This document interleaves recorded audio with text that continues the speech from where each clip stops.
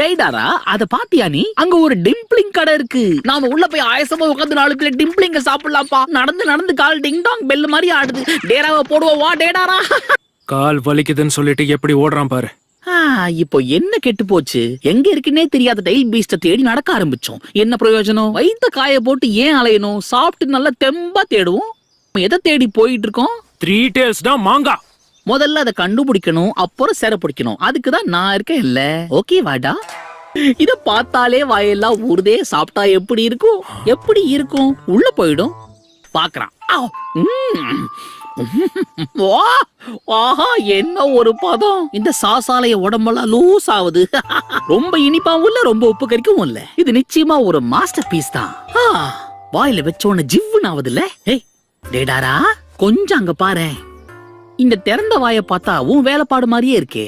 இத பார்த்தா உன்னோட கலை நுணுக்கம் தான் என் மனசுக்கு படுது. ஒரிஜினல் காப்பி போல இருக்கு. ஓபி